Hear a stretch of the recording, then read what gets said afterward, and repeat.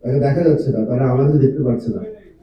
আমাদের সামনে উপস্থিত যারা যারা সাংবাদিকরা আছেন, আপনাদেরকে আমি অনুরোধ করবো এখন থেকে যখন আপনার প্রোগ্রামে আসবেন, যারা যারা আমাদের অতিথি, যারা যাদেরকে আমাদের সম্মান জানানোর জন্য এখানে ডেকেছি, তারা যেন আমাদের কিছু করে দেখতে পারে।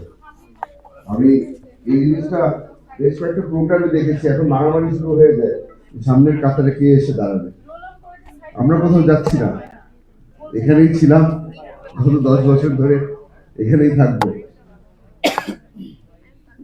এই যে চলচ্চিত্রগুলো শুরু করা হয়েছে, এটা খুব সুন্দর একটা উদ্যোগ। তবে একজন ব্যক্তিকে আমি আজকে একটু স্মরণ করতে চাই। এই ব্যক্তিটা এই চলচ্চিত্রর সিলসিলাটা শুরু করেছে। আমাদের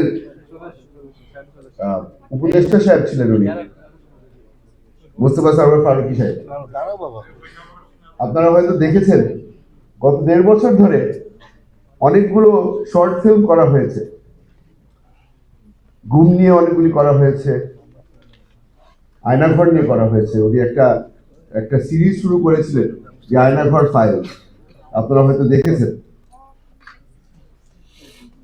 আমি আপনাদেরকে এখানে যারা উপস্থিত আছেন, আপনারা যারা এই নতুন জার্নিটা শুরু করছেন, আমি তাদেরকে বলবো যে ফারুকী ভাইয়ের সাথে যোগাযোগ করবেন।